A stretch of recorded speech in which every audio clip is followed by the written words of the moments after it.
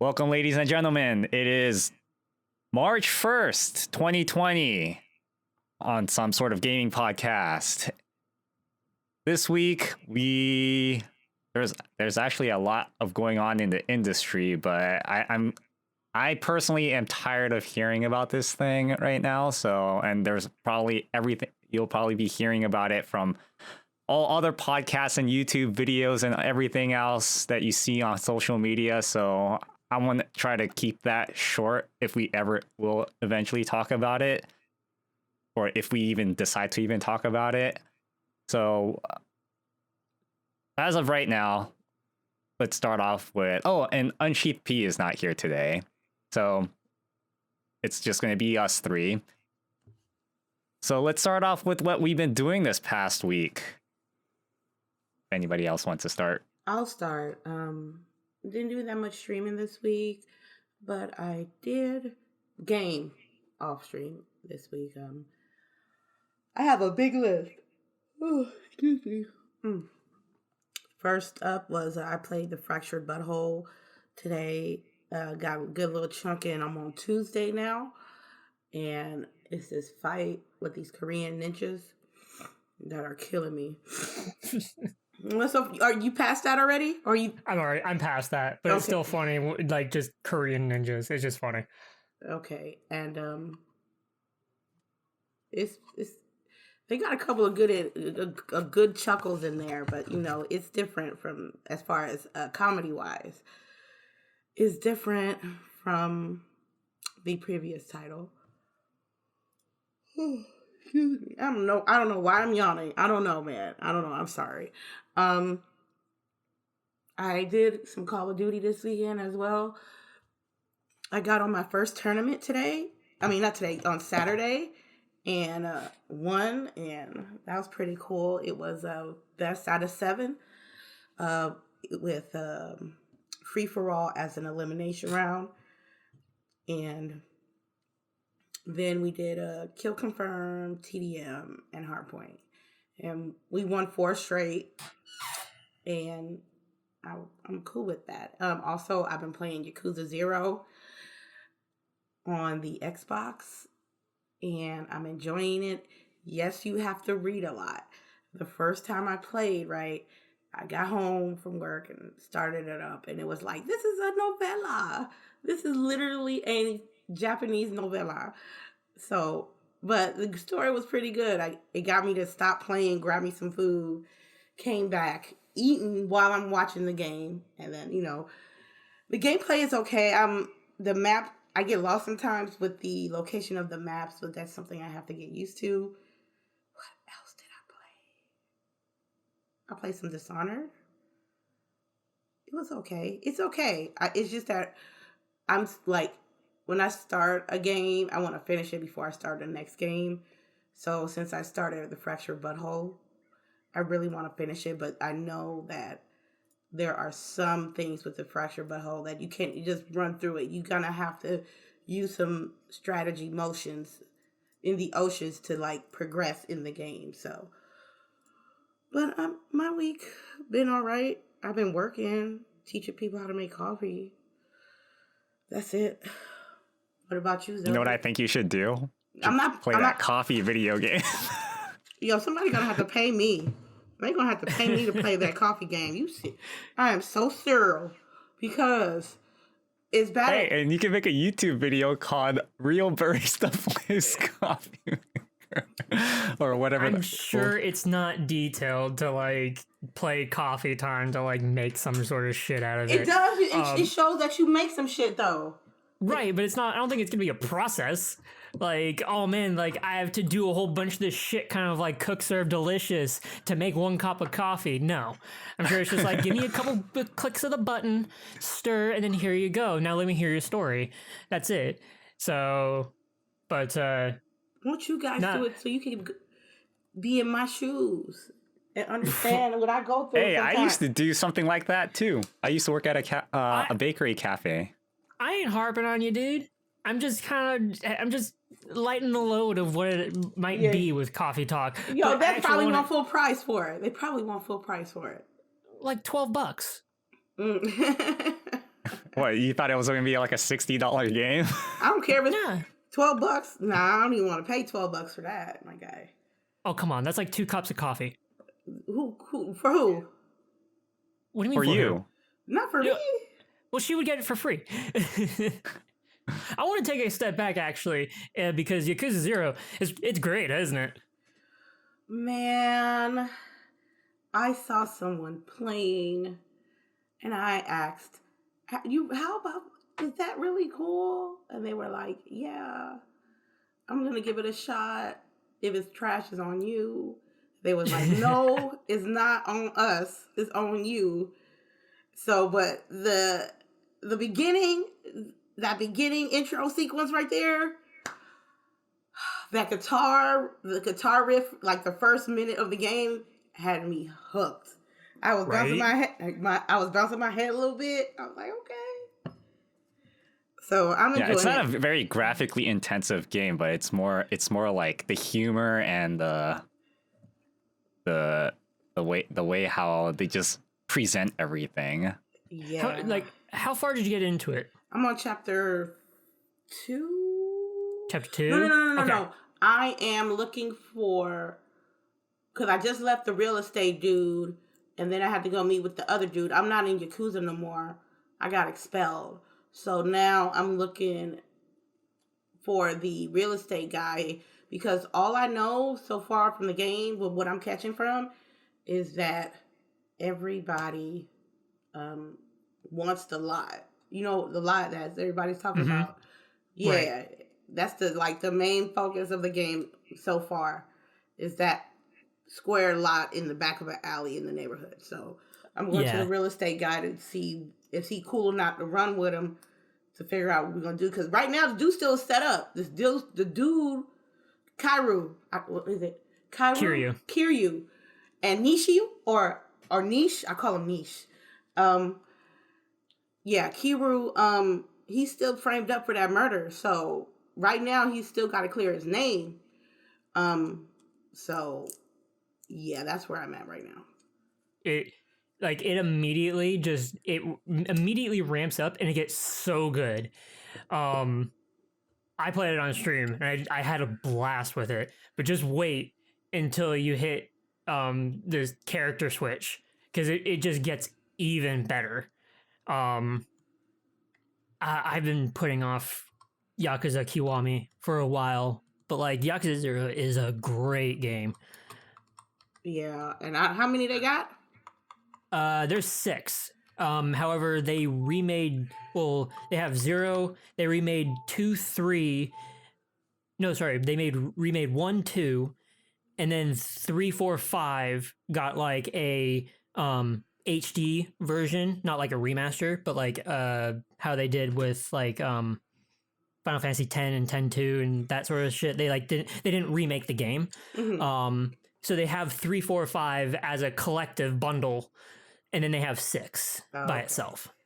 Oh, awesome! Yeah, that's what it seems like. It has so many different versions of the game. Well, it's better than like getting into Yakuza than I would say Kingdom Hearts. So, also, oh, I forgot. We went to the Bay Area Live. Did we talk about that last week? Yeah, we talked about last week. It was just you and me, though. Oh, I forgot. Yeah, we went there. Zeldrick was there, and Sharpie was there. Oh, my bad. I thought we didn't talk about that. Okay, never mind. What you did this week, Zeldrick? I worked on my own shit, but then I played a couple of games. I beat Blasphemous on stream. Oh, how that one was really good. Like it was difficult in some parts because like you have to get used to enemies. Like if you just walk into an enemy, you get damaged, but also just pit traps and just falling into spikes. That was the most that I died. Like the reason why I died the most was because of pit traps.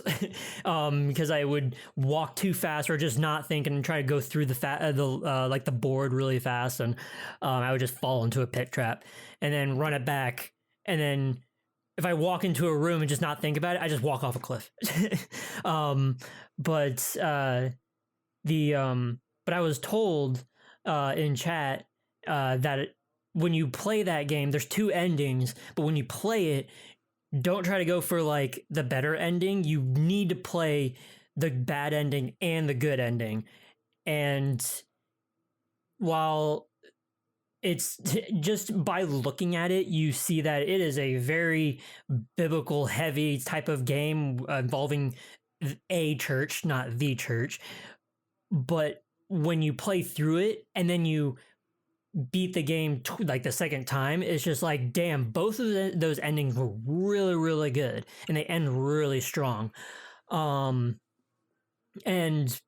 I also made a point to complete almost every side quest, and I said almost because one of them had you what's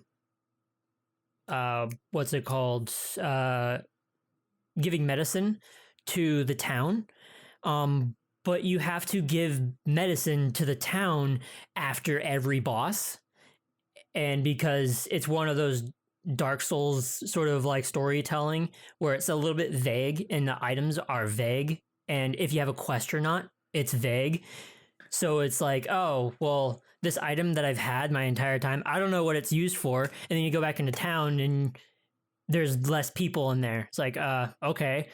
But it turns out that that's because you're not going back into town to give them shit when it's not even telling you. It's like if you knew in the first place, then you would know.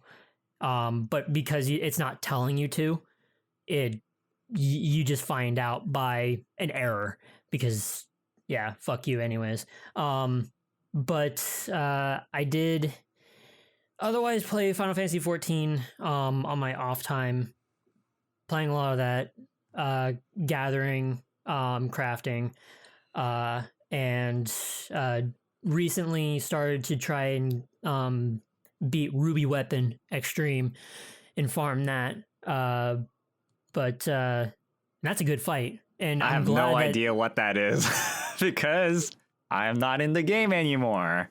Well, I mean, you would know if you would still keep up with it, which you don't. I have not been keeping up with it. So Ruby Weapon is new to 5.2 patch, and I'm aware that came out. So, like, you're aware, Sharpie, of what Ruby Weapon means, but LadyInfamous, Ruby Weapon comes from Final Fantasy VII, and they have a project that's called Project Meteor, like within the game or whatever. But there's a lot of stuff that just relates to Final Fantasy VII, and the speculation is that they're gonna go through Ruby Weapon, Sapphire Weapon, Emerald Weapon, Diamond Weapon, but maybe not Sapphire Weapon, because in Final Fantasy VII, once all the weapons come out of the earth, that one just gets blown out in the face by a huge cannon immediately. You don't even get to fight it. So they think that the same thing's going to happen. You're going to probably have like one scene with it and it's just going to die. But Ruby Weapon is the new Extreme Primal, where you can get the best weapon before the new Eden Savage raid weapon.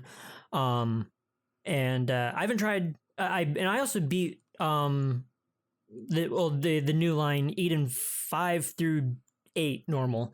I got through that. And those were some fun fights too. Actually a lot more fun than the 1 through 4 that we went through, Sharpie. I would very much say that, because they give you like these different mechanics that flow a lot better. Wait, say that again? There's another level on top of Savage, you said? No. Sorry. What I mean is that I beat Eden 5 through 8, which is new to 5.2. Oh, okay, yeah. I beat normal, not Savage this week. I'm not prepared to do that yet. But what I was saying is that like these set of fights I find a lot more fun than the previous 4. And that's really about it. And I'm trying to figure out because I beat Blasphemous this week too, I started Sekiro again. And I think I ended up in the same exact spot Actually, I got a micrometer further than the last time I played Sekiro. But I'm ready to go back into that. I've been getting more into Souls games, and Sekiro feels fun. It is kind of fun. So I can't wait to see what else that game gives me. Do you think it's like? Would you say that's like Tenchu now instead? Well, I've never played Tenchu. I've only watched really? it, but how it plays and what I've seen of Tenchu, yes, I completely agree that it is a Tenchu game. And not, it's like half Tenchu, half Dark Souls or Souls like whatever the fuck. Weird upgrading mechanics and stuff, but like again, I'm not. I just started the game, so of course, the new upgrading system and all the other stuff is kind of weird to me because they're completely new and bonkers. But yeah, I'm planning on only streaming that as well, and that's really about it. I've been and I guess since like when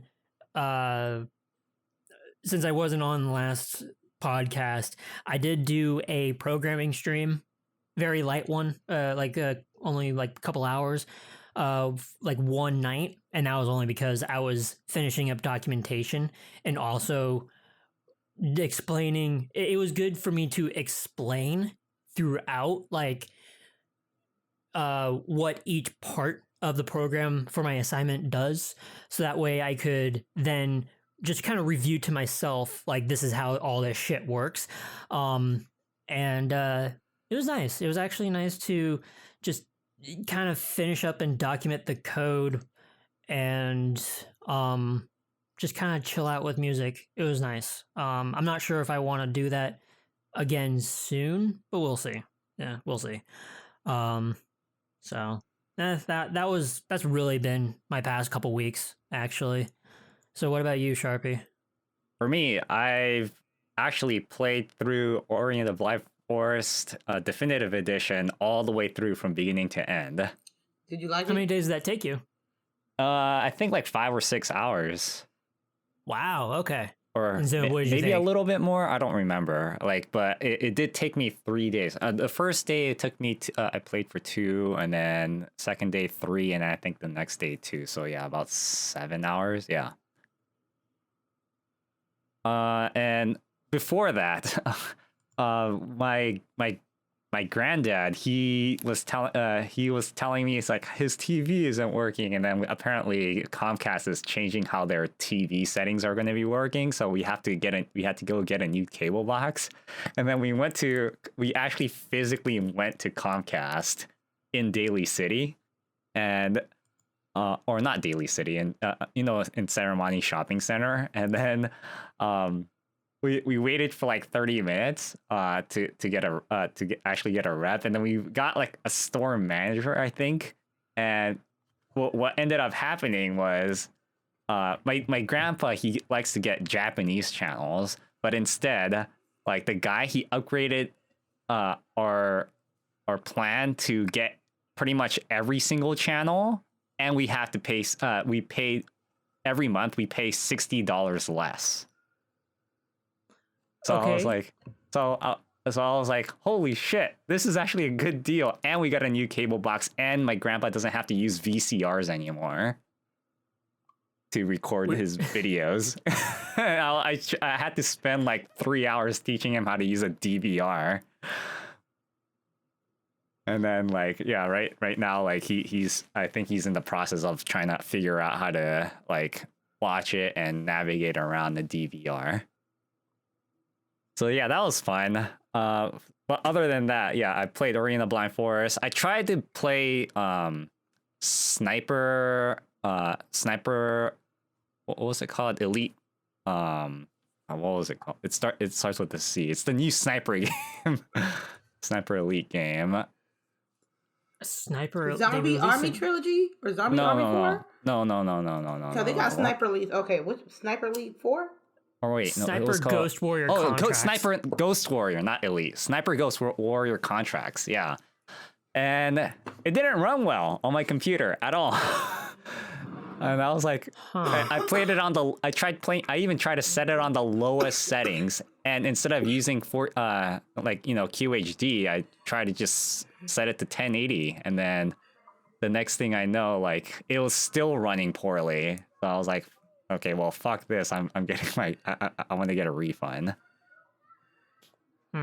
Yeah, so that's what I ended up doing, just getting a refund. Because what the problem was is that if I stood still, like not looking around, like it was fine. Like all the animations were running, 60 frames per second plus, right? But the moment I like turn around or even do like a flick movement, like you see a huge spike of dropped frames.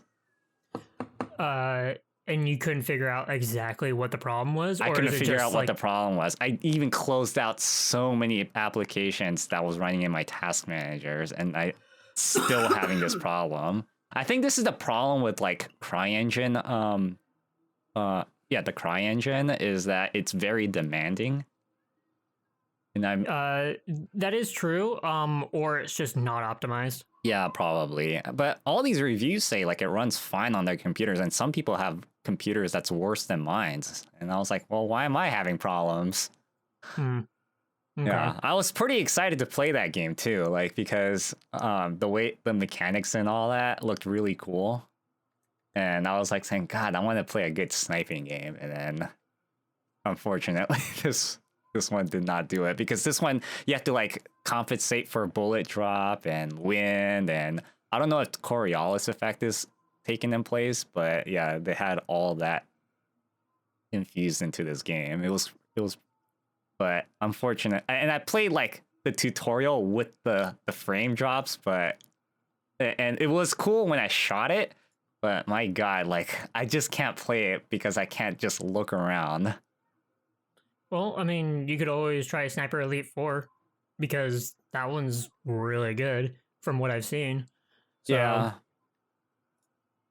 No, I wanted to specifically play this Sniper Ghost Warrior Contracts because it has like this, like, this mask that you wear, and then like it has all these like, like the whole Ghost Recon Advanced Warfighter type of things going on. It's a lot more mechanical. Yeah. Okay. But other than that, that's all I really did. I realized on my third stream for Orion the Blind Forest, I totally left the first 15 minutes of the game muted. So I was like saying, oh, well, luckily I was recording this entire gameplay. So that will be uploaded to my VOD YouTube channel. Because I want to keep everything now, or keep everything that I liked now. So that's what I've been doing. I actually want to put for the record, since you spoke of Comcast, I got fucked over by Comcast again, because we went over our data limit again, and went through 1 terabyte, and just want everybody to know that shit still sucks. Oh wow! And yeah. How much was it for unlimited? Like $50 more? Yeah, it's $50 more. How many people you live with? 2 others. 2 others? And I know you're going to say that, why don't you just do that and split the bill? And it's just like, we already do that. And I don't know if I'm pretty sure I went through this story before of what happened with lowering our internet bill or whatever the fuck. Do you remember this story? If you say it, I might remember it. So the girl that is in charge of all the bills and everything, she wanted to lower it, and then she was like, okay, well, we can go to Sonic because I know a person that that works there. They might be able to get us a good deal. And my first thought is, well, that's DSL. And everybody else that knows about Sonic.net, you're probably thinking, well, wait, don't they have gigabit? And it's like, nope, not in the hometown that they're based in. But anyways, we would get DSL with Sonic.net.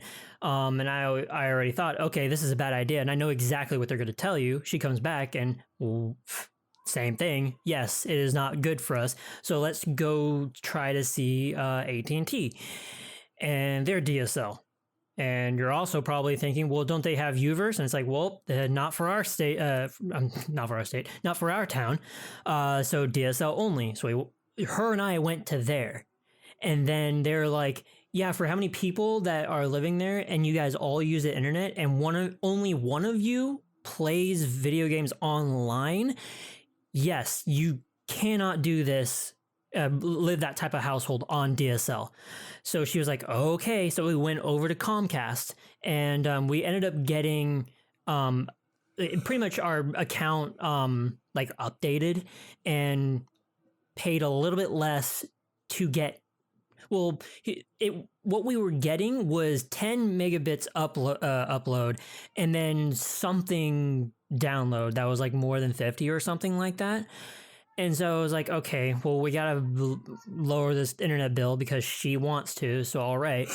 And it's fine because paying less for bills is always a good thing, but whatever. So we ended up with 5 or 6 up and 30 or 45 or 50 download, I think what it was. And we ended up paying less. That's the entire story. Oh, okay. That makes sense. Yeah. Oh, So- that's unfortunate.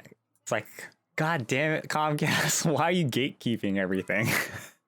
Yeah, I know. And it's not just Comcast because I'm pretty sure AT&T Oh, yeah, does it AT&T started too. doing that too, except I think AT&T is not even 1 terabyte at all. I don't think it's 1 terabyte. But I remember also when I reading all these stories of like other companies that do the same exact thing. Other companies will say you have this much amount of download upload limit data capacity for the month, but instead of taxing you more money, we'll just slow down your internet instead. A lot of mobile companies tend to do that. Mobile companies do that. That's true. Yeah. But I remember 1 or 2 companies doing that same exact thing. I forget which ones. Like Verizon, Fios, or something. I think Verizon does it. I'm not sure about what's it called? Warner. Warner yeah. Cable. Those are all SoCal stuff, though, right? That's I thought Warner was East Coast. Oh, is it? Oh, I thought it was. Anyways, it doesn't matter because those are not. Fios, I remember it was in SoCal, because my grandparents that used to live in San Luis Obispo, they had Verizon cable for a little bit, and that's not really south of California. That's like a little bit more towards the middle to south. But yeah, Time Warner, I believe, is East Coast. oh, okay. But yeah, hopefully that shit gets changed soon.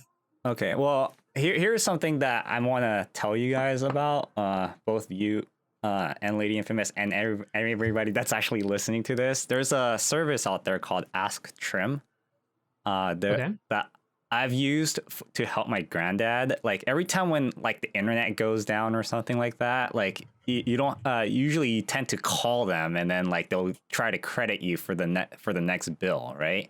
But instead, what this service does is I have already saved my grandpa like $450 doing this past like 2 or 3 years. But what it is that like you input your account information in there, and then you have to also input your credit card because you have to pay them to do this. But you only pay them if they find a discrepancy and they got you a credit. So what these guys do is they'll go talk to to your internet service provider, and they'll it'll first figure out like I'm gonna guess that it's gonna based on your account information or your account number or whatever, or you have to like log in to your Comcast account or something, and then it'll recognize that your service was down, and then it'll contact Comcast or whatever, and then the next thing you know is if they do happen to give you a credit for the next month, you have to pay Ask Trim 25% of how much they saved you. So if they saved you $60 for the next month, you just have to pay them $15, and there's no monthly fees or anything. It pretty much you're using Trim as a service for like finding you like a cheaper deal for what you're using and keeping the same rates, or if they can get you like money back just depending on a discrepancy on like accounts or whatever services, they charge you a finder's fee of 15%. Yeah. Okay. Or 25%, I think. Yeah. 15, 25. I mean, that's still good. I mean, yeah. There was this one month I didn't even know that our service was down, and then like they saved us like $40, and I was like, oh, okay, because I think like my granddad was out of town, so he wasn't really watching TV, and then like I wasn't home, and I think it happened in the middle of the day, and then like they saved us like 20, 30, $40 somewhere in between there. But yeah, so I suggest you look into it. It's asktrim.com. We're not sponsored. Okay, let them know we're not sponsored. I have to legally say that. But if you want to sponsor us, we're open for sponsorship. Okay. Were you kidding?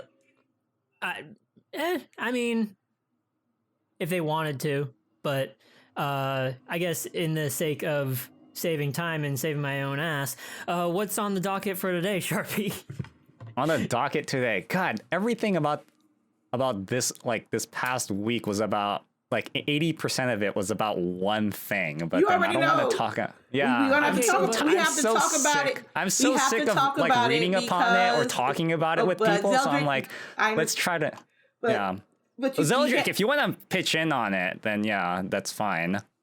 Sharpie said he ain't trying to hear it this week. Okay, well, Sharpie was trying to say was GDC got canceled. Okay. Like, oh, GDC, yeah, that makes sense. But like PAX East, I was like saying, really? What you mean? What? People. What do you mean? What you mean? I know some like Sony didn't go to PAX East, and a few other companies didn't go, but that didn't stop people from going. Okay, so then, like, just so we can actually address this as far as for like a topic, a lot of companies pulled out of PAX East. Is that what you guys are talking about? No, Sony specifically. He got just Sony. He got a we're talking Sony, about. he got a Sony problem now. Oh, he does. Yeah, I don't know if you listened what to the it fuck last ever. week, but what I said was like, I don't think Sony has anything to share. That's why they pulled out. Well, And they're I just mean, using they were using the problem that we're having now, the global problem we're having now, as like some sort of scapegoat. You made it sound like it's Voldemort or something. Just say it. The coronavirus. No, because I don't want us to. I don't want this podcast to just keep getting flagged for problems. That's why. okay, putting out a but scare. But the thing is like GDC is canceled after like how many companies were pulling out? Facebook. Yeah. Well, the thing is, okay. So Sony. I want to say, yeah. So I want to say this. So I was looking at the data reports on like how many people go in and out of airports of passengers. It is significantly more that comes in and out of SFO than Boston. Okay. All right. It is significantly more. The reason why is because San Francisco is a port city. Plus, it's a hub to like the West Coast, and it's in the Pacific. Yeah, and I mean, even still, then like just SFO in San Francisco is a bigger city. A lot more traffic goes through there for every single reason, and also more people want to go to California than to Boston. Yeah. So, but whatever. Yeah. But another reason why I think like Sony like just pulled out is because they're not really going to have like some sort of announcement or they're doing their own like, presentation thing either. So I was like saying, so what I said was like, I'm going to guess that And I even put a tinfoil hat. Well, actually, it was a plastic bag because I didn't have a tinfoil hat. And you will be able to hear it on the podcast last week. But what I ended up saying was like, I think they're just waiting for, they're just holding out for Microsoft to name their price, and then they're just gonna lower. They're gonna say like we're gonna make it cheaper than that. So this was something that has been known before. But I think it was before the PlayStation 4 that Sony loses money on PlayStation, right? And they make their money on TVs. Yeah, is that correct? Okay, that's. I know this because I looked at when I used to work at PlayStation, like, and when I used to sell PlayStations and their games, and then I always looked at margins, and yeah, like PlayStation 3s, like they lost a lot of money doing that. So I had to sell like first party titles as much as I can to like increase its margin. Right. So it wasn't just Sony that pulled out of PAX East. Square Enix pulled out as well. Even though they still had a booth for Final Fantasy 14, they pulled out. And I don't remember what other companies that didn't show up or said they weren't showing up at PAX East, but I believe it was a couple of others. And then GDC, it was just one by one, less and less people, less and less companies were showing up. And then GDC said that, like, okay, well, then we got to postpone this because all of our major players have left, aren't going to be showing up, and we're moving it to the summer. That part, I'm not sure if people's tickets just got moved over, if they got refunded. What is going on with that? Do you know? Oh, that I don't know. I can talk to some of my friends that's part of the that was actually going to go, and they were going to showcase something. But other than that, I can't really say. So this actually brings up a thing that I was going to. Because you both say that like they didn't have anything to show or they didn't have anything to talk about. What is something that Sony would go to that is in March? Is there anything happening in March that Sony is going to talk about? Like a convention or something like that? No, not that I know of. Not that you know of. Okay. There's been confirmation on what the PlayStation 5 has to offer. And the thing is that this was stuff that was going to be said in March. What they were going to do and how they're going to do it, I don't know. The last time that they had a state of play was in December. And Tom's Guide. So one source was a interview, if I can get the name. I have the page right here. By the PS5 architect Mark Cerny and games developers like Ubisoft, with intriguing hints dropped suggesting the PlayStation 5 is a match for the Xbox Series X in the technical states. Now, thanks to GameStop, another big piece of the puzzle just fell into place. What is stated, okay, but like there's a registration page that was up or is still up right now on GameStop to register so that you can then be notified when to pre-order. And it says here, full 8K TV, 8-core AMD chipset, 3D audio. Excuse me. Built for purpose solid state storage. The solid state we're already heard about. Backwards compatibility with PlayStation 4 games and PSVR hardware, and ray tracing capabilities. From what I remember is that ray tracing, the AMD, the 8K, and the solid state drive, I believe that all of these, except for the backwards compatibility, were talked about at... So what was the other conference that Sony was at? Like, remember when you guys were like the big logo reveal was dropped, but they were just talking about some of the tech specs of it? So yeah, CES. Some of this was already said at CES. And then before that, a lot of this stuff was already talked about, like the 8K TV support, the 3D audio. but the backwards compatibility with PlayStation 4 games and PSVR hardware. That was never a official, like, talked about on stage thing. But the GameStop page, the sign up page, says this specifically, and that let's see, and that's pretty much it. Like, and then we, like, on this Tom's Guide comparison, like with the Xbox Series X, 12 teraflops, variable rate shading, hardware accelerated DirectX ray tracing, quick resume for multiple games, and smart delivery. Do you think like normal console gamers really care about any of this? You got to be very specific on which ones they are talking about. No, I'm talking about all these specs. 14 teraflops, blah, blah, blah, blah, blah. That's a number that no layman can equate to. And really, like, if you're, even for people that are just like, oh, like, I know my computer hardware and stuff, and it's just like, really, you can just kind of say, like, it's just numbers. Even though those numbers are real, it's just numbers, honestly. Yeah, like, so I honestly, even for me, like, even when I was playing console too, like, I didn't really care about any of that. It's just, it's phrased in such a way that's almost cryptic, because they say, like, 12 teraflops, but, like, you gotta say more than that. Me that knows computer parts, I say no computer parts, but, like, I don't know more than like the average person. Yeah, More than the average person, I know about computer parts and how to read into them and how to make comparisons and what shit means.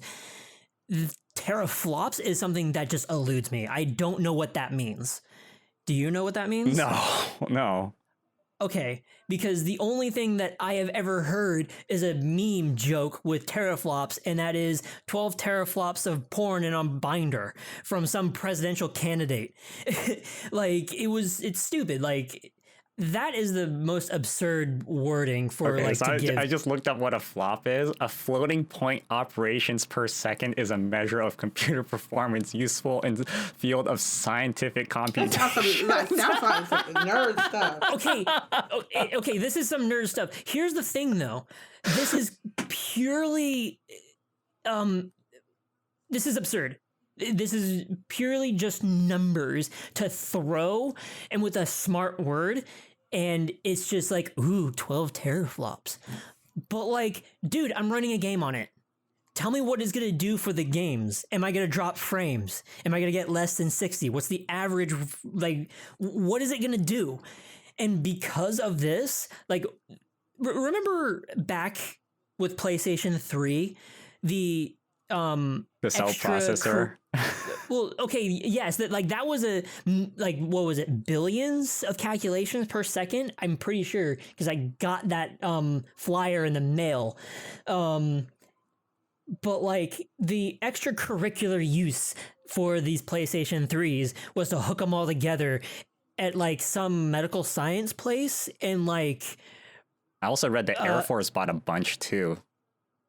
Yeah, like, you retrofit these systems to do something that you want, and it's just like, I just made an experiment by Frankensteining all of these consoles together, and now I can get my shit done in this weird esoteric way. That's what teraflops means to, like, everybody else.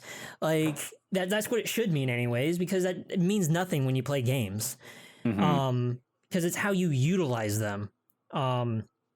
The variable rate shading, I'm just gonna fucking move on from that. Variable rate shading, like, that's for the graphics, to be able to be variable when you move in and out of places, when you move the camera around and stuff like that, and also how process intensive the game is. That's actually kind of good. I haven't seen it perform well on my computer when I set, like, a game to variable frame rate or variable it's kind of different. But, like, on Monster Hunter World, it actually kind of decreases my performance. Really? VFR decreased your performance? Shouldn't it improve your performance? It should have, but it did. It decreased it. That's weird. It was dumb. So I was like, you know what? I'm just gonna set it 2K and then just configure all the settings myself. 2K. You have a monitor that's 2160 by 1080? A 2K monitor is 1440p. Oh no, that's QHD. Ooh. 2K is two 1080p monitors side by side. This one was labeled as a 2K monitor, 2160 by 1440. And every single time I've looked this up, that is what every single person refers to 2K as 1440p. Really, everybody that I listen to said QHD. Okay. I'm either way. I have a pretty good monitor, and so I'll just leave it at that. Hardware accelerated DirectX ray tracing, another lighting sort of thing because we're on ray tracing effects now. Quick resume for multiple games. I know we're talking about Xbox right now, and this was starting on Sony, but like, LadyInfamous, do you remember what quick resume means? Yeah, that you can be able to continue your game even after you reboot your system. So it's like a place. I don't trust that. I still will save it anyway. Well, I feel like this is like a starting point. If it doesn't work, then then I guess this is like, you know, like a progression into like getting into that what do you call it? Technology, like the starting point of letting it becoming a norm in in future products. Right, kind of like what you guys have been saying about Google and stuff. Like you start the project, and after a bunch or a few flops, and you progress forward, you update it, you upgrade it, and then it becomes a thing. Yeah. So it kind of like it. Yeah. So this is probably gonna fail in the beginning. So, but what this is like starting up in sleep mode for like a game. Yeah. But like it's for multiple games. Or no, I think it's like for multiplayer. You can be able to like resume a multiplayer game. I could be wrong. I could be wrong. Well, anyways, we should probably look that up as we're talking about this. But and then smart delivery. So there's a part in this article that says, although PS4 games will be playable on the console, there's no word on whether the previous generation's games will be playable or whether Sony will create a similar money-saving initiative to Microsoft's smart delivery. That sort of info, we're guessing, will be saved for a PS5 reveal event if it's coming at all. If not, the PS5 could have handed the Xbox Series X a huge edge. The smart delivery, I thought it had something to do with downloading. Am I wrong? I like how I go to Google and it says smart delivery box. No, that's not it. It allows you to buy a game once and know that whether you are playing it on Xbox One or Xbox Series X, you're getting the right version of that game on whatever Xbox you're playing on. Okay, I understand. I've heard that before. Layman's terms, that whether you bought it on one system or the other, you're going to get the updated version on Xbox Series X. Like if you bought it on an Xbox One and you got an Xbox Series X, you have the game on Xbox Series X. You have that updated one. Oh, like what CD Projekt Red is doing with what do you call it? With Cyberpunk. With Cyberpunk, where you don't have to buy two of the same copies. Exactly. For different consoles. Exactly. Yeah, that's a smart move. It is a very, very smart move. It's because we don't want to have the same debacle that we had with the PS3, Xbox 360 moving over to PS4, Xbox One. Because everybody had to buy the same game for the like Final Fantasy 14.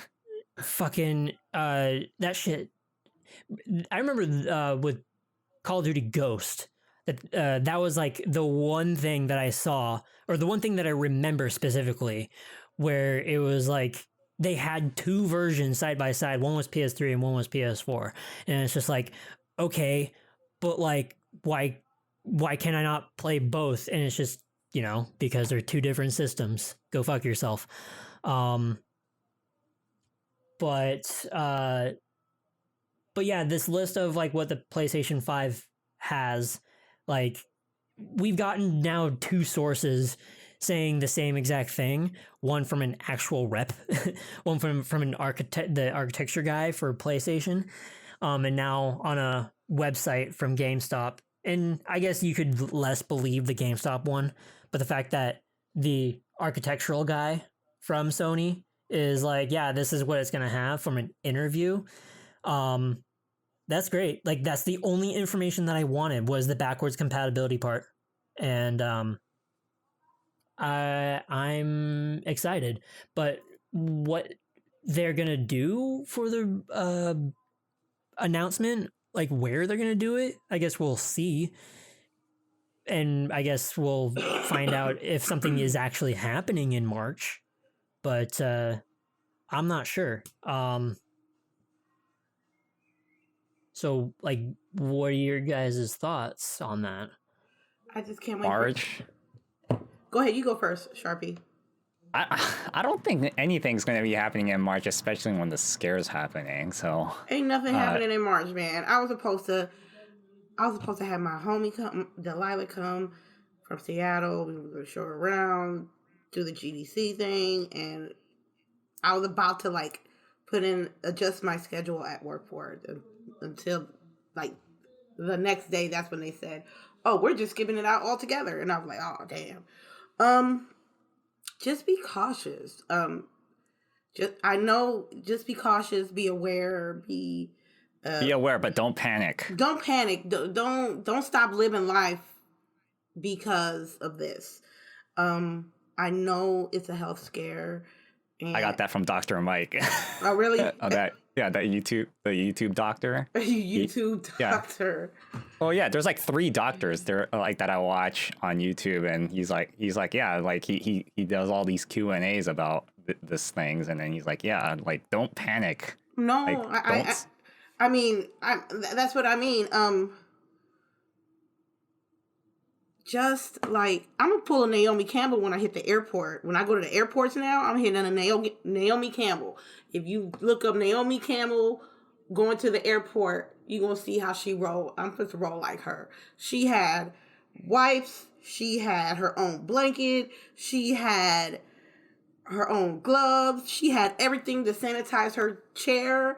Call it weird if you want to, but it is precaution. Is like, you have to be prepared. But it shouldn't stop you from living. And I hope that these companies that are backing out from these conventions, because mind you, PAX East was thick. I have homies that went to PAX East and they having a blast. So it ain't stopping them. So why should it stop? Yeah. Well, not only that, like we're still only 13 confirmed cases in the U.S. Like the entire U.S. So, and you know where to get this information from? The CDC's website. That's the best information you get. Don't go to these news sites. Don't go. Yeah, there's a lot of misinformation all over the internet. Yes, so like that's why I've been watching these doctors talk about it. They say like there's a lot of misinformation on the internet. Like this whole national emergency thing that, you know, the CDC put out, that's not something to be worried about. That just means like it opens up opportunities to like, you know, get information and get money from from different countries and stuff like that for research. That doesn't mean like, oh, we should all be like worried about this. It doesn't mean anything like that. Or I mean, if I remember correctly, I have to go watch it again. So don't take my word as a grain of salt right now, but when CDC says like not state of emergency, that's a bad thing. When they say like, you know, like this is like a global emergency or whatever the hell they called it a few weeks ago, like they say like oh, that it doesn't mean to be panicking like what all these news sites are making it out to be. It just means to be aware that like this is a new thing, and a new case. So it's doing your research on it at the CDC and just knowing like where it's coming from, how it's going to affect people, that sort of thing. However, like it still affects just travel in general, because like a lot of germs are spread through travel and that sort of thing. Mm-hmm. And it's not like, oh, if somebody's flying from like say from Texas to Florida, it's just like you're not really worried about, you shouldn't be worried You about worried it. about like you going to Korea, you going to China. Those are bold ones. I'm sorry, those are the bold ones. I pray for you because you got people right now like actually have to go see their family in those areas and actually traveling for business in those areas, and you have people that not even worried about it still going to those areas. Mo, props to you.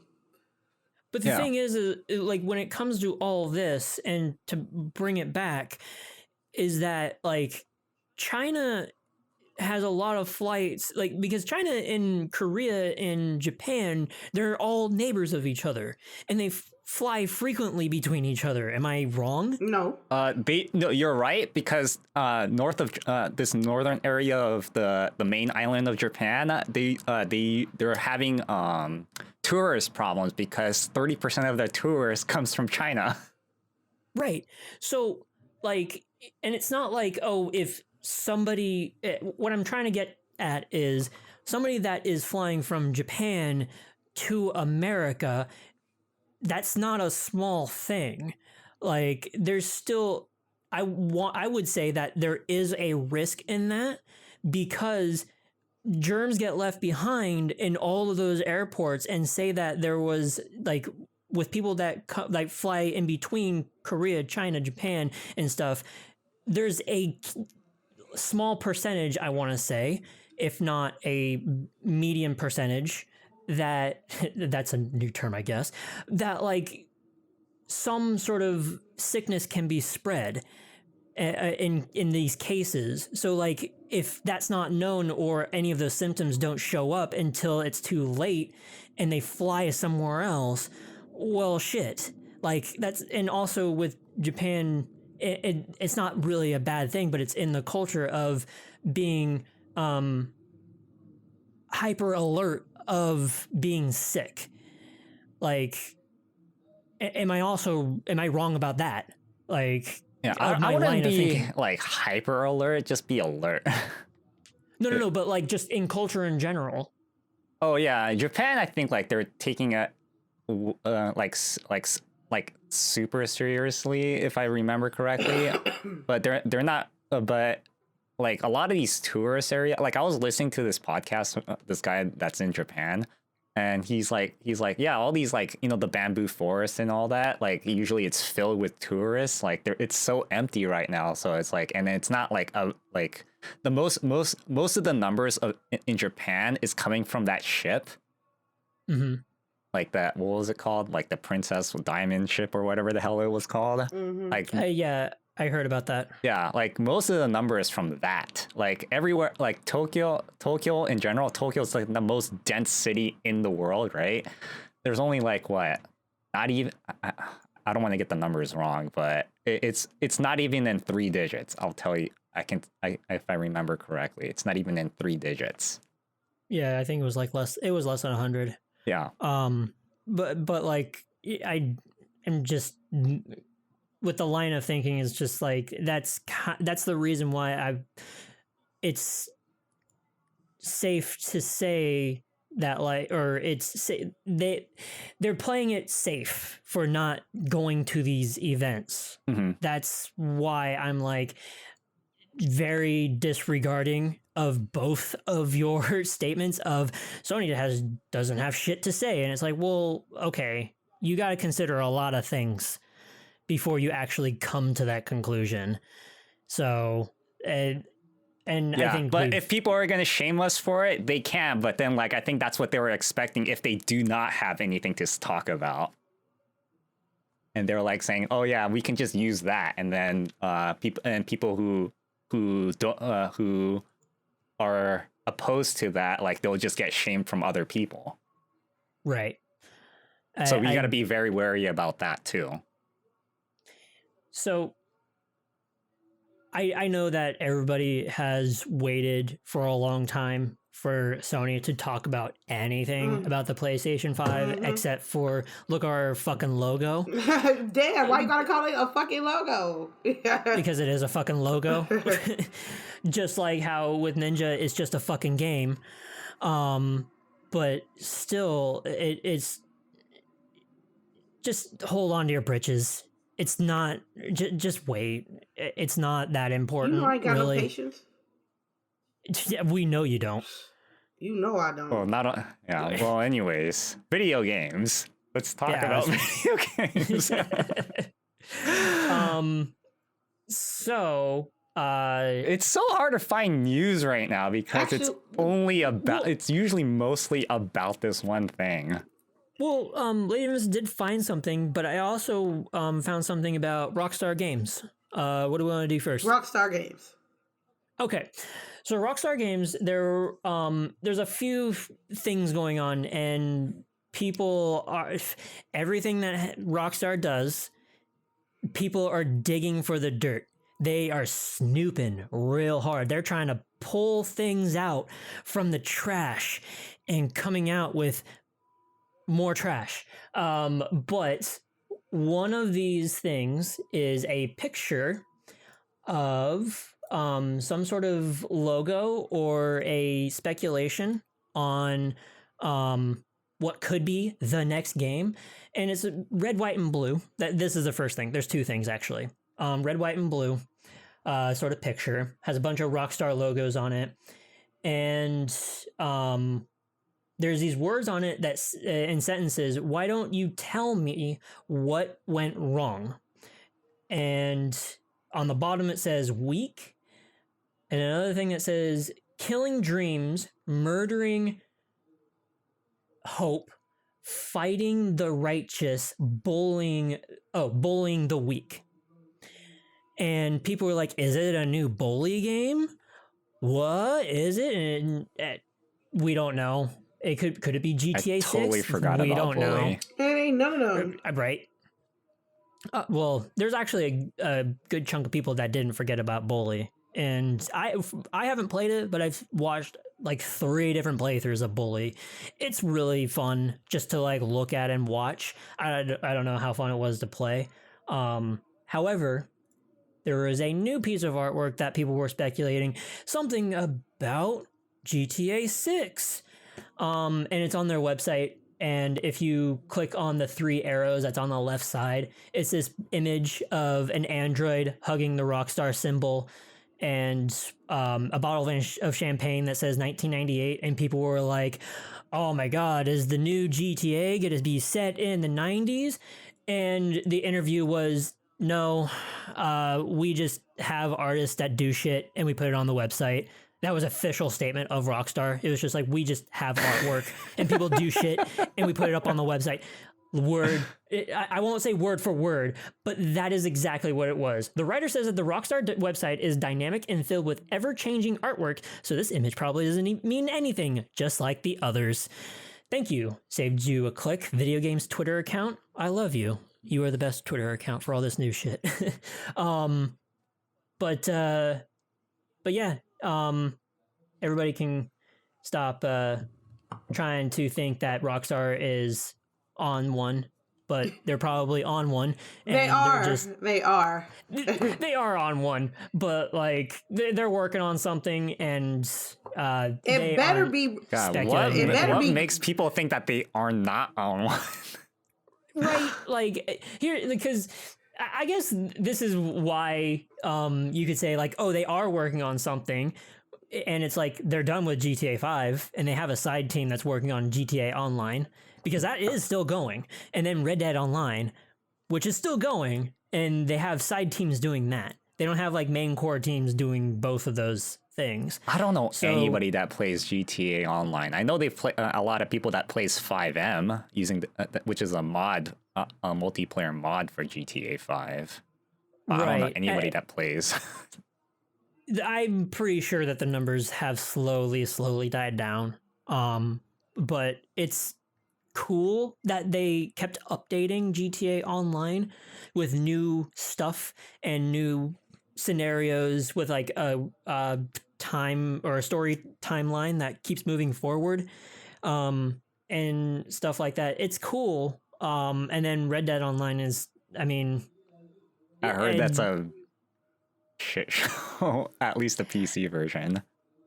I mean, I don't know if some they would say fixed that it it. is a trash fire, but like, it seems like that not many people latched on to Red Dead Online. And I, for one, didn't really care about Red Dead Online because I just wanted to enjoy the single player and the story. I just didn't want the same shit that like GTA Online was going to give me, which is you drop into a lobby and then you can get shot from anybody. And it's like, no, please. I just want to like do co-op and not have to worry about getting shot by people. Even though there might be a setting of not being shot by random players, I still don't like that sort of thing at all. So, but yeah, Rockstar is probably working on something. Actually, they are working on something. We just don't know what. And we will continue to not know what it is.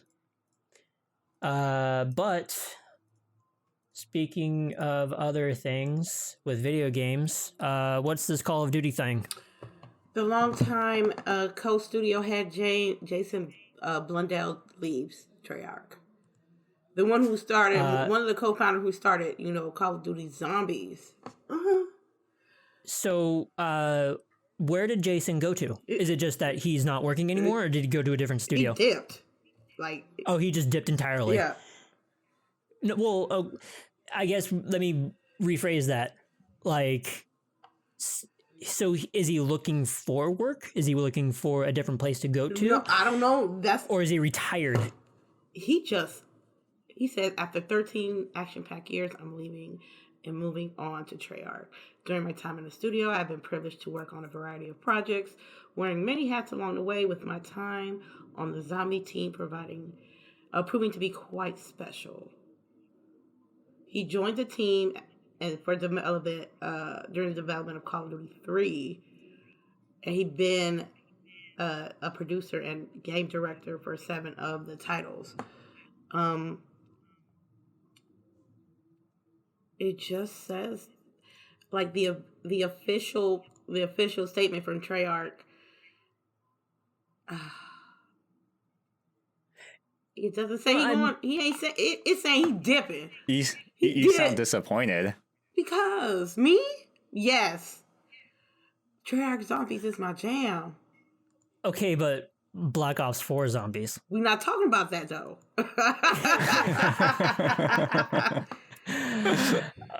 We are not talking about that. Well, you say zombies.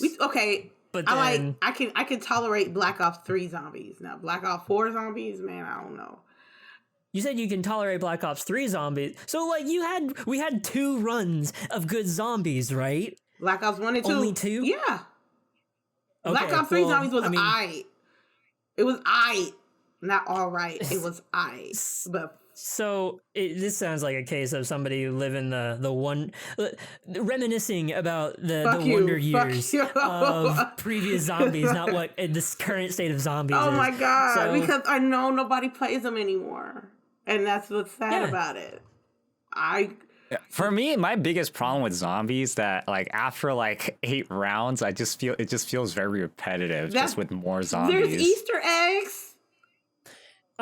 So I do have to give them a hand with Black Ops 4 Zombies, like, because I remember I watched a bunch of, or I watched how to get through it and, like, do the entire thing of the Coliseum. I played a little bit of it. It's just that mechanically and how the menu worked, it actually was buggy for me. I didn't understand what the fuck was going on with the zombies, like, menu system inside the lobby for Black Ops 4. But I did like how much depth they put into it and made it into more of a puzzle with each step of the Black Ops game's zombies. And I commend them for that. But I think because you kind of expect each one to have zombies, and it just kind of seems like the same thing over and over again, not really a special thing. So it's not as special as it more used Call to. of Duty. It's not special as it used to be. Zombies are getting overrun by battle royale. So This is true. We had the first run of the big hit thing was zombies. Now it's battle royale. So you don't understand staying up till 2:30 in the morning, going on round 37 on Die Rise. Your hands are aching and you want to go to bed, but you gotta stay. Man, that was the best. I remember. I'm pretty sure this was Black Ops 1. Which map? With it. Well, the ice level. Call of the Dead. I guess so. Yep. With the famous actors. Oh, that was a good map. You get the MP40 and you get to that bottom strip between when you fall from the second level to the first level, that long icy strip where the lake is. You use the MP40 with a couple of claymores. Man. I think having the same things every iteration is kind of what killed it, because it wasn't so much of a special thing anymore. Yeah. So, and because it's expected. Zombies was cool back then because there was no other game like it. Right. So, and because it became an expected thing that Black Ops is supposed to have zombies with it, then it kind of ruined the magic of it, I guess. So, but we'll see if the next Treyarch Call of Duty is going to have zombies in it. It should. It better. I heard what. Okay, well, here's a question though. Like, do you think instead of spending money to make zombies, spend that same amount of money to make the game better in other aspects? What do you think about that? I just want zombies. I don't want battle royale. Treyarch needs zombies. Oh my god! They better fix wherever they fucked up at with Black Ops 4. They need to fix it and go to when Black Ops 5 come out. If it comes out, because I've been hearing whispers that they're going to do a Black Ops 2 remastered. They better not do that to me. They better. But people want remasters. I'm going to buy it. I'm going to buy it. Of course you're going to. You know why? Because it's Call of Duty. No, it's not just Call of Duty. It's my favorite Call of Duty. My top 5 Call of Duty. Like. But you say that you don't want them to do that? Because they know they're going to take my money. That's why. Oh my god. They're going to take my money. Buy it for you. Hey, Treyarch, please make it so they can take away our money. You already have one sale. Yeah. So, but I don't know. Usually, probably later on this month or maybe next month, we're gonna get like a teaser trailer of something from Treyarch this year. So, because it's their year, so I would expect a battle royale mode to please the battle royale people. I am so sick of more battle royales. Well, if they want to, I'm not surprised if they put one in there. If they keep making new versions of Call of Duty battle royales, like, I think that's not going to do well because, like, It won't. look at like PUBG, Apex, and like Fortnite. Like, it's just that one game, right? Mm-hmm. And and like if they keep making people buy new versions of it, like, I think that's just gatekeeping. So here's the thing, though, and this is a smart thing to do about this, with Call of Duty and the battle royale thing, or at least for Black Ops, anyways. The Modern Warfare is having their own. I believe. Okay, so I don't really know the specific details about it. I heard that it was a battle royale. It is a battle royale. Okay, so it is. But here's the thing: it is a separate installation and a separate game from Modern Warfare. That opens it up so that they just update the battle royale and they have a different team working on that. Is it free to play? I believe so. You got to buy the game. You have to buy the game in order to play Warzone. Well, that's Is why it I called play. Warzone? That's why I play that Call of Duty mobile on keyboard and mouse, because What it an looks asshole. perfectly clear and it's free to play. And Shut the fuck up about Call of Duty Mobile. and then I get to, and what do you call it? You play with a huge variety of people, and it feels just as good. It looks Okay, really so- good too if you play it on this one emulator called Game Loop, which is a Tencent one. Okay. Well, at any rate, like, still having a separate game or separate Call of Duty game, whatever, that is Battle Royale and a different installation for it means that they can have one team on that and a different team working on the Modern Warfares and that sort of thing. Because, I mean, we're going to have, like, Call of Duties up the wazoo. And I mean, if we haven't been already flooded with Call of Duty shit, prepare for oversaturation. We're at like Call of Duty 45 or something like that by now. We're at well, you don't even have to say that. It's like all you have to say is we have two different teams working on two different Call of Duties at the same time, perpetually. They're always, and it's just like we're all that's oversaturation. Like, you just tell like 15 years ago yourself, like, oh man, fucking, well, wait, when did World at War happen? When was that? Like 2005? World at War was 2008, It was like bruh. 2008, yeah. Bruh.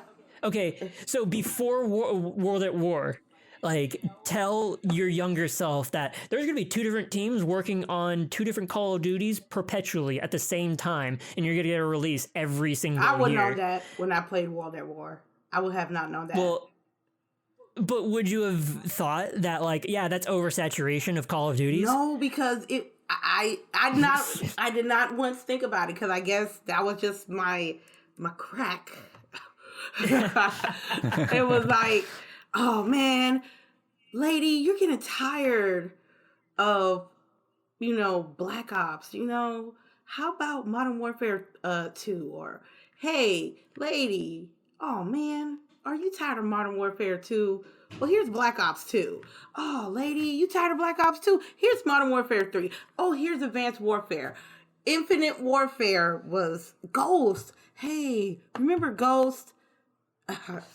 I mean, I know, trust me, but I'm a shooter girl, man. I like my shooters. Well, this is what I think that Valve is really good at doing is, like, instead of just releasing new things over and over again, they just update their current game so it just looks new. Right. That's what I'm thinking. I really think it's gonna be like a remastered Black Ops game. That's going to be the next Treyarch installment. That way you don't have to, like, buy the game again, and you get to keep everything that you had, like, prior. No. You mean like Warcraft 3 Reforged?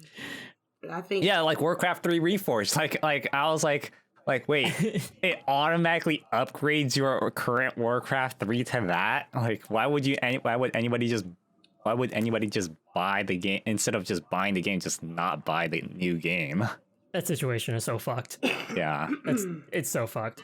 But we'll see what the next Treyarch Call of Duty game is going to be like. Hopefully not another remastered Black Ops 2. Well, not another, but like a remastered version of Black Ops 2. I guess I won't say anything else because I don't like that there's a new Call of Duty like every single year. Like, it's just dumb. Yeah. Well, I said this last week, how Activision, like, I think the way how they handle esports is very bad for the industry. Is because of how, like, they like to inflate their registration fees.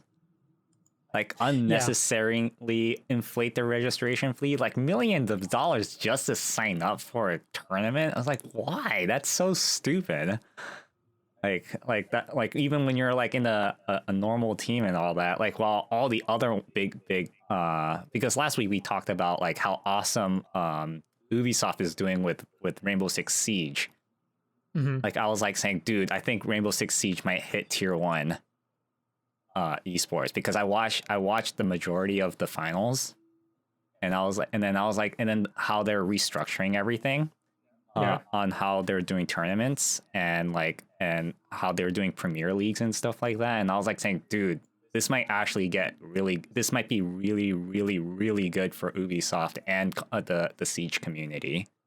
Yeah. And because of what they're doing with Siege is kind of like just dialing it back and not reformatting, but fixing, fine tuning what the game already is. Yeah, that's just the in-game aspects of it. I'm talking about how they're running tournaments. Well, I mean that too, but like the difference being that with Siege you have one game and you're paying for like these packs for like seasonal stuff, and there's smaller dollar amounts than buying the next Call of Duty, but like they run a few patches, or they have a team that's doing patches, like, and then they release the next game like a year and a half later or something. Oh yeah, like yeah, that's also really good too. Yeah, like I wasn't thinking about that until you just said it, but yeah, that's right, really so good too. so like having the smaller packages that you for, like, I guess season passes, yeah, or battle passes, whatever the fuck, and they continuously update the game, fix the game, and then now it's releasing less heroes or characters, But making it better. Reworking the maps, making it so that like it already has an esports scene, make it better.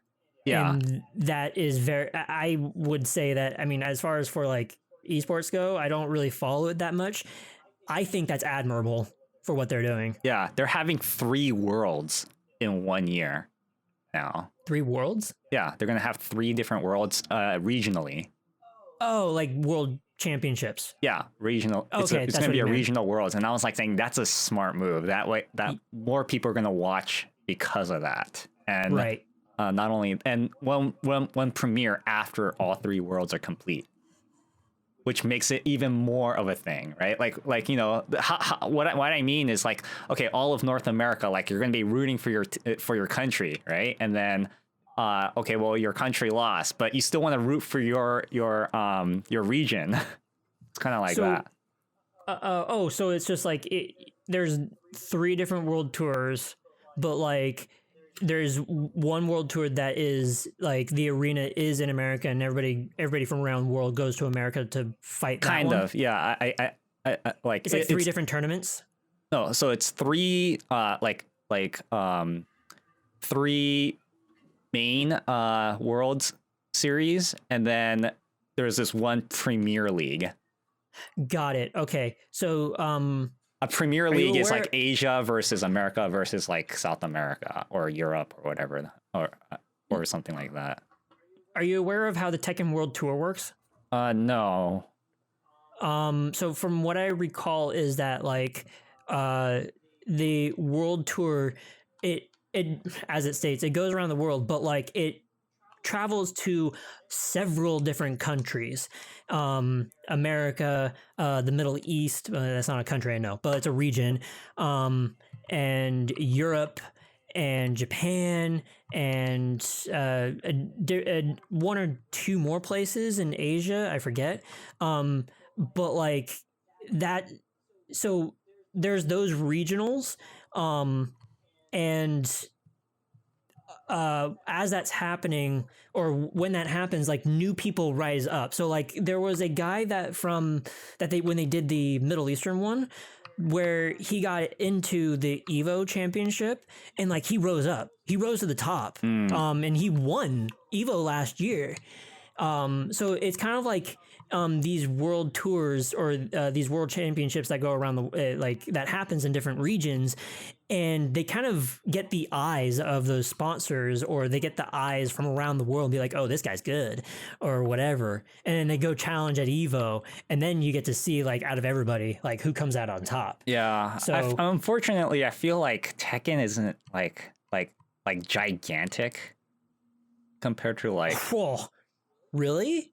Okay, well, let's say like Street Fighter V and like Smash Brothers. Okay.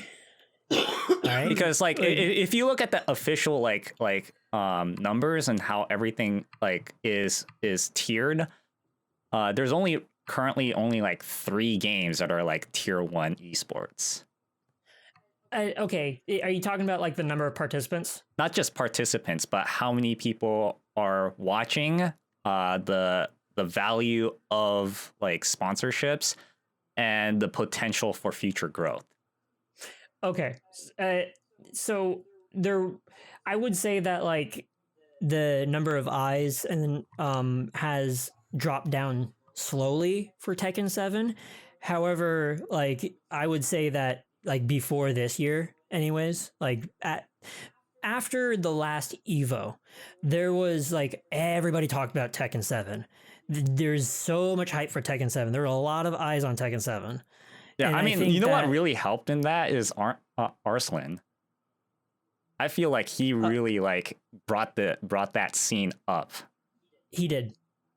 Arslan did bring that scene up. And I mean, not only that, but like the way that Bandai Namco has handled like just the world tours and Evo and everything. Because I think I specifically mentioned like the Middle East because I believe they only did that once. I could be wrong on that, and it could have been twice. But I believe, like, I remember that there was one time that it happened, and then the guy came out of there and won Evo, and it's just this huge thing. So I don't know. I think you're right that there are, I know that you're right that there are a lot more numbers and stuff with Street Fighter 5 and with Smash. Yeah, I mean they're considered big esports, right? But they're not. They have strange trajectories on future growth. It's so weird to this day to hear that Smash is esports. It's just so weird. Like I know it is, but The it's problem still just, is it that feels weird. Nintendo's doing absolutely nothing to really help out the scene. We actually talked about this. Oh yeah, we did. we talked about this at the Event at the gathering a couple weeks ago, where like Nintendo is not giving support as a financial means or even just equipment to any sort of tournament that is Smash. They're hands off of that completely. But that's a different thing. Esports. I don't get why Call of Duty, like I get that with Call of Duty is it is the name, but charging a premium for that sort of shit is beyond ridiculous. So yeah, it's like artificially inflating like the whole like industry. Yeah. Especially with, I don't know if this is the rest of the world, but like how much of a joke like Call of Duty is. And like LadyInfamous, I'm sure that you've heard it and like and you're not there with it, but like a lot of times I hear that like just Call of Duty is just a joke because of just how much of it is the same thing. And well, that's my same thing. I'd rather play Call of Duty than Madden or 2K or FIFA. You know what I mean? Everybody got that one game that they continue to play over and over. Yeah. Her statistics is right because what do you call it? Call of Duty, like it out of all the games that she just listed, like that's like considered the highest number when it comes to viewership and mainstream acceptance of esports. The tier 1 though, like so Call of Duty is considered like tier 2, right, of esports. And it's like it's pretty much at the top of that tier 2 list. And what do you call it? The thing is that like it needs to have like what's keeping Call of Duty alive is its loyal the fan bases and their loyalty to it, like LadyInfamous here. Yeah, what's up? Yeah, for games like Counter-Strike and League and Dota 2, there's actual like huge backing around the world. While Call of Duty, it's usually just an America thing. Then like there's a huge number in America. I believe that 100%. Yeah, but like like Dota 2, League of Legends, and Counter-Strike, that's a worldwide like huge thing. I mean, I don't know if you guys saw Worlds for League of Legends. No. No, but if you just sure watch that the two even of a us don't. little bit of it, you'll be like, "Holy shit! This is an event." What about Rainbow Six Siege? Rainbow Six Siege. Rainbow Six Siege is on their way to being tier 1. I think they're like I think they're like stuck in between tier 1 and 2 if this goes well of what their new plan is. As far as for like countries, the majority of Countries? countries. Oh, it's big in every country. Gotcha. Yeah. Okay. It's That's big in what I was every wondering. country. In fact, there's a whole that's why they're doing it in country format. Like it's like Fortnite and Overwatch right now. Gotcha. Like Overwatch and Okay. Fortnite, it needs to prove it could be a commercial success. And that's what Siege is about to be fall into that category. It has to start proving that it could be a commercial success. A major commercial success. Not a minor one. It has to be a major one. And hopefully like these fixes and their new like 2-year plan, it goes really well. I think it will. Yeah, I think it will too, based on how I looked at it. I was looking at I was watching like 30 minutes of their interview, and I watched it like 3 times, and I was like saying, actually, this might actually, hit tier 1. Yeah. What about these new games coming Anyways. out? What about these new games coming out? The free for gold games. Oh, I'm sorry. The Shadow Colossus and Sonic Forces is the Those PS. are not new games. Well, it's the free. It's new to me because I ain't played them. PlayStation free for PlayStation Plus. One of them, the other one, extremely good. You talking about Shadow Colossus? Yeah, Colossus. No, yeah. I'm talking about Sonic Forces. Oh, really? No, I'm kidding. Shadow of the Colossus. No, for every single person that has not even played Shadow of the I Colossus, have not. and I'm sure. Well, you're probably the only person in the world that hasn't. Yeah, and if you're expecting like a Call of Duty like super no. fast I saw- shooter type of I game, saw Unsheath you're not play gonna this. like this game. I saw Unsheath play this. I'm going to sleep, man. I'm not getting it. I'm not touching the new free games for the PlayStation this month. Wait, how could you not try out Shadow of the You gonna Colossus? put me to sleep, bro? I don't think she likes a very artsy fartsy game. What you mean? Holy shit. Really? Like, you're gonna complain about that, Lady I didn't Infamous? say- We know you. I'm not complaining that it's about the art. I just think it's a little dry. No, I'm not talking about visual art. I'm talking about like artsy fartsy, as in like wow, that was an experience type of game. Oh wow. Yeah, we all know how Death Stranding went. At least I played Red Dead, and that's I did too. and to JSharpie's specific explanation instructions. That's an artsy fartsy game. No, that's a mainstream game. No. That's it. Well, So Shadow of the Colossus is not a mainstream game. It is not. It's a very, very niche game. I'm not playing this.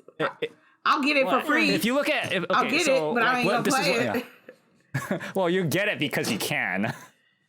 But so comparing the amount of I just compare the Shadow of the Colossus with Call of Duty as far as for like how many people play it. Oh really? That's what he's talking about. But I would argue with that and say the people that did not play Call of Duty, they would play Shadow of the Colossus. However, I know people that played Call of Duty and Shadow of the Colossus, and I'm not saying like there's like some sort of mutual exclusivity going on with Shadow of the Colossus, but You should try it. Right? That's what you're gonna tell me, right? well, why wouldn't you play this? I'll play it when I ain't got nothing else to play. I'll get it. I'll just play it. That's never, You don't know. because you always have Call of How's Duty. Death Stranding going? Huh? Hey, lady, how's Death Stranding Man, going? I'm still looking at. I saw the wallpaper. Don't got the game installed. What's up? All right. You might as well it's not even get this and disappoint everybody that you know. And I don't. So How's Resident Evil 4 going? I wouldn't call Resident Evil 4 like an artsy fartsy game either. Would you call it niche? Yeah, I guess you can say that. Well, there you go. So, yeah. What is Sonic Forces? Isn't that a racing game? No, Sonic Forces is it's a regular Sonic game, but you make your own Sonic character, and it's just eh. It's really just a sort of a game. Maybe that's why it's free. I mean, I guess so, but then why is Shadow of the Colossus free? Because it's really, really old, I guess. Well, this is the like the remake of it. Yeah, well, it's still an old game. Okay. Okay. Anyways, What about- can I talk about Baldur's Gate 3? I wanted to talk Go about ahead. this.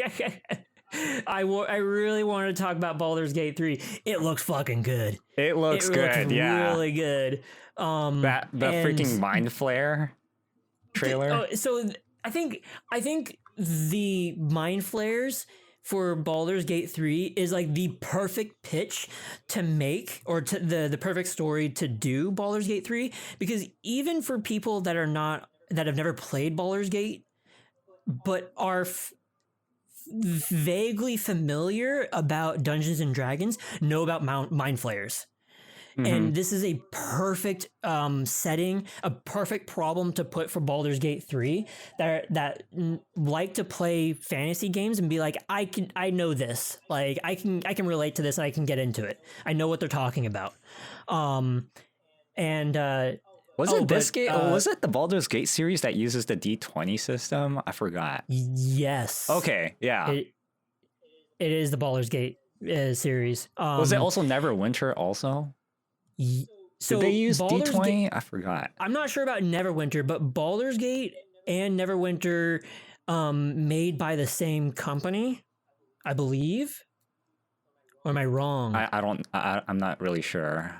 Okay, I was listening to a podcast like just earlier and like was hearing that Neverwinter and Baldur's Gate 1 and 2 they were developed by the same company, and I mean, blow me out of the fucking water for that. I don't care, because I'm vaguely remembering this. But I do remember that Baldur's Gate 1 and 2 uses the D20 system. The difference, though, is that, I mean, as far as for 3 and 2, is that, well, yes, they are on the D&D system, like going through your player's handbook and stuff like that with classes. Baldur's Gate 2 is running on the 2.0 system of Dungeons and Dragons, and Baldur's Gate 3 is 5.0. We never got a Baldur's Gate that uses 4.0. Nope. Because it's been like 20 years. Yeah, but 4.0 was so good. My only experience has been 5.0. So like I can only hear people. Wait, was it 4.0 or was it it 3.5? I forgot. Well, whatever. It's one of those. It's been a long time since I played D&D. But did you see the two conflicting articles from PC Magazine? Which one? So there was a thing. There were two different articles that were posted, and you put them side by side. One was like, although like it's such a cool thing that Baldur's Gate 3 is turn-based, and then the other one was, it's such a shitty thing that Baldur's Gate 3 is turn-based. Oh, from the same publisher? There were two different writers, but they were from the same website. And it's just funny. You put them side by side. It's like, dude, make up your mind. It's not making your brand look good. Nah. But Baldur's Gate 3 being turn-based because it is Dungeons and Dragons, and it having your dice rolls, your initiatives, all these things. I think it's a good thing that it is a turn-based system, but the screenshots that they showed the other day look phenomenal. And I like every single one of these LadyInfamous, were there any non-Mass Effect games from BioWare that you played? Did you play Dragon Age at all? Yeah, I played, what's the one? There's 1, 2, and Inquisition. Okay. So I want to say that like these dialogues look like you're speaking to somebody, and they look like that, and just how the detail of it, they look really, really good. However, you don't get to see your character speaking. It's just the camera is fixed on the NPC that you're talking to, and then you have a sort of a bunch of dialogue choices. And then they react to whatever you're picking. Oh, so it is like Dragon Age, like how that dialogue choices is. Yeah, like those dialogue choices, but you don't get to see any of your party members or your character say that line, or say any lines. So yeah, like Dragon Age, yeah. Oh, it's been so long since I played Dragon Age Origins. I don't even remember that. Oh yeah, Dragon Age Origins, dude, that was a game I loved. Dragon Age Origins 2 was I even completed 2, and then Inquisition was just like, what the hell is this? But what are your thoughts, Sharpie? Like, what do you have to say before like I go a little bit on about this? Well, I played Baldur's Gate 2.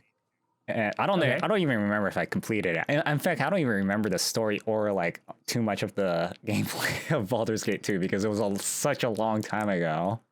Mm-hmm.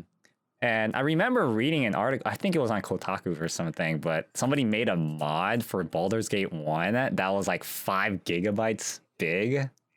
Okay. Yeah, and I was like saying, dude, if I were to play Baldur, and this was like back in 2008 or 9 or something. And yeah, there were like this guy. There was apparently like this guy who made a mod for Baldur's Gate, like the first Baldur's Gate, and I was like saying, dude, maybe I'll play Baldur's Gate again, and then I never got around to it because I realized how much time that would take to complete it. Yeah, but yeah, I'm very excited for Baldur's Gate 3. I loved 2. If I remember loving 2, and I never. But I don't remember too much about it. I just remember liking it a lot. So I actually asked this when the first trailer for Baldur's Gate 3 dropped. And I asked if it would be a good thing, or what if playing Baldur's Gate 2 would be a good thing to kind of prepare myself for Baldur's Gate 3. And I had a couple people respond to me, and they said that yes, Baldur's Gate 2, but also they recommended Planescape Torment. Oh, Planescapes, yeah. Yeah, but specifically Planescape Torment. And it's the writing and everything of that. Those are both really old games. Mm-hmm. And they might not, I mean, once you get over the hump of that these are dated games, they are really good. However, for people that are looking at Baldur's Gate 3, and like, I don't want to go back that far with the game to kind of ready myself for Baldur's Gate 3 or anything like that, because we're not seeing this game until at least next year. I heard that which I don't know if it was Divinity 2 or Pillars 2.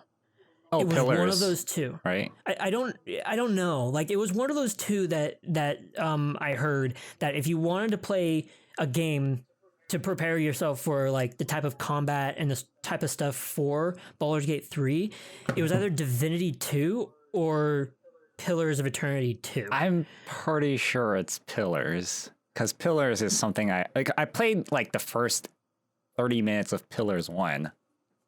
Okay, so there might have been Pillars 1 then. Yeah. I don't know 2. anything about like after the first 30. I might actually go back and play that too. Mm-hmm.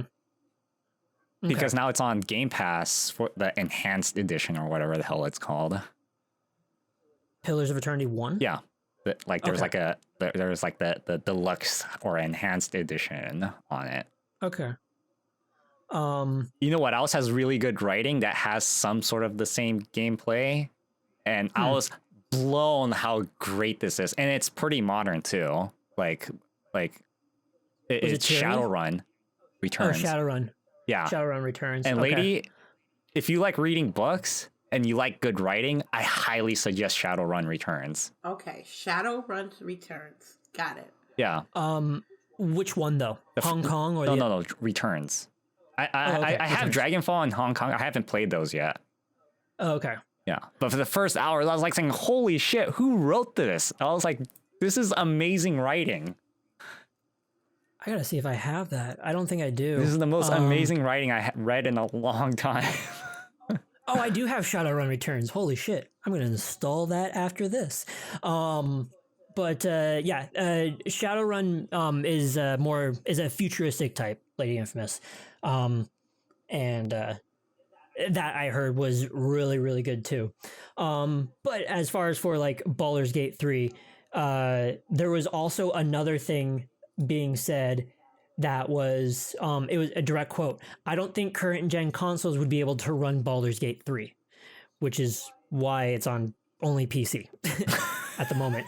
Baldur's Gate 3. Let me check on my little Steam. Yeah, it was just announced on Steam 3 days ago too. Yeah. So and let me see if I can.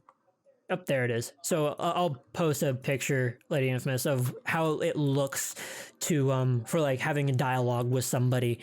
But it says here, let's see, where is it? Oh, it's an entire interview. I don't think I'll be able to find a direct sort of thing for it. But in a different sort of detail for it, the different classes you can pick are a fighter, and so are you both aware of like subclasses as well for D&D? Yes. Okay. And LadyInfamous? Mm-hmm. Okay. So with fighter, you can either be a battle master or eldritch knight, wizard, evocation or abjuration, a rogue, arcane trickster or a thief, ranger, a hunter, or a beastmaster. For a cleric, life, light, or trickery, and that's a really cool one. A cleric with a subclass of trickery. I read that description once, and it's such a cool class to just, and it's so different for Dungeons and Dragons because it's completely bonkers.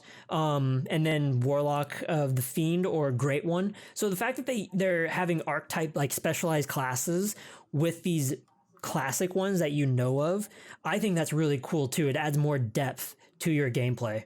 And it's co-op. And it's online co-op. Oh, there's online. What the? Oh yeah, I remember. Like, didn't 2 have co-op online?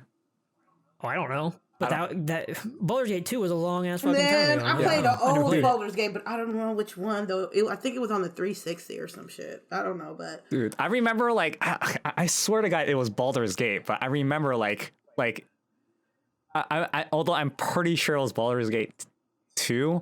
That like what happens is like if you all have to be on the same screen. Mm-hmm. And you can't just go travel off on your own. You have to be on the same screen. Like both players have to be on the same screen. That shit was so annoying. Like it's like saying, "Oh, I want to go here," but it's like saying, "Okay, well, I want to go that way," and then it's like you can't just go do stuff independently. Right. But anyways, that's it for Baldur's Gate. Well, it's almost 2 hours already. Yeah. I have another meeting to go to after this, so you let's got start closing this out. You got meetings? Yeah, the Bay Area Live meeting.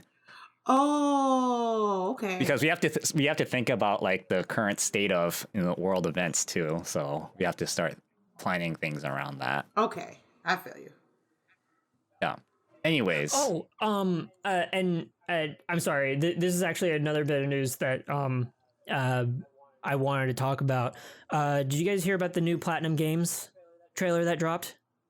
I did not see the trailer. I heard about it, but I did not watch it. Okay, so it's called Project GG, and is the ending to the superhero trilogy, which was Beautiful Joe and then Wonderful 101. And now this one, the trailer it looks like it's going to be a Sentai game. And you gotta watch it because it's so cool. Just the 1 minute of it is just so cool because like the typical Sentai where they where just the main character just grows big and then fights an evil monster, that sort of thing. That happens. It looks like that Godzilla storms right in, and then the superhero, like all in a shadow, like stops, and then like this big flash, and he pretty much like Enoch chucks and grows big, and then as the Godzilla just stomps forward, like blocks him, and it just ends, and it's called Project GG. The other really cool thing about this is that this is I want to say I read the first game that Platinum Games is developing and publishing. So it's their own game. That's the news I heard about. Yeah, that's the news I heard about. It's the first original IP or something like that, right? Correct. And this is huge because with the interview, I don't know if it was an interview, but it was a statement from the head Platinum guy. What's his name again? I read so much and I totally forget what his name is. Dude, I was just bombarded about the whole world events this past week, so that's why I hated to talk about it. Atsushi Inaba, actually. He gave a statement. No, I'm just kidding. Exactly. No. But there was a statement made where they say specifically like, "Oh man, I wish you would make another or remake another like Beautiful Joe or one of these other titles that they've worked on." And they say like, it would be nice, but we can't do that because we have to get this other publisher to say, yes, you can, or we want you to do this. And like a Beautiful Joe, like I would love to get Beautiful Joe again, like to remake the first one or whatever. And it's like, well, they can't do that because they have to get the green light to be able to do that. Yeah, so they're like, screw that, we're making it ourselves. Like what with Wonderful 101. Yeah. And so part of that Kickstarter, it wasn't officially stated, I think, but the reason I think people think that the reason why that there was a Kickstarter for Wonderful 101 was so that they could like raise this money and then Nintendo would be like, okay, yeah, pay us this money and you can remake it and do whatever the fuck you want with it. Mm-hmm. So, so the money raised in Kickstarter was to get the rights.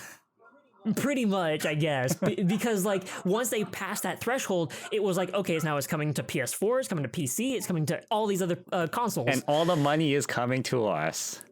Exactly. And so, good job, everybody around the world, for supporting Wonderful 101 to get it off the Switch and to everybody's hands around the world. Thank you for the group effort. But yeah, Project GG, and I'm super excited for it. Cool. Anyways, I think we should start closing out now. Let's start off with what everybody's going to be doing for the next week. I'll go. I will be working on my own shit again. Well, I will be busy with homework, school stuff, but also making money. And I'm gonna make a point to stream as well. And I think after this week, I will have a regular schedule for when I'm streaming. But you can catch me at twitch.tv/Zeldrick, also on Twitter at Zeldrick at the same name. I will be playing more Sekiro, and that's about it. I might get back into Final Fantasy VII, but in the future, I will be going into Resident Evil 2 again, because there is a little of achievement that is Jill's letter that in preparation for Resident Evil 3 remake in April. That probably won't be a while, and I'll probably get to that point real quick. But yeah. Stay tuned and for more Sekiro and Final Fantasy VII. I do what I want. Lady_infamous 415. Thank you for listening to us today. All right, and I'm gonna be doing my own work on my business plans. Hopefully, like this plan will actually go through. Maybe, hopefully, maybe get working with some people in the industry. I was hoping that GDC was gonna happen so I can talk to some people about like what I wanted to do, but I guess I'm gonna have to wait on that instead. Like I think what I'm gonna be doing is good for the for the world, I guess. So I mean, this can branch off beyond video games of what I'm trying to do. So maybe hey, maybe I can make something out of this, which is like the whole humanizing like companies and communities thing that I have going on. So for all I know, I'm trying to see if I can actually write more about this. And maybe I can apply for a grant too. Get that grant money then. Yeah, that would be great if I can. But other than that, that is it for this week. Thanks for tuning in, guys. We will be back next week.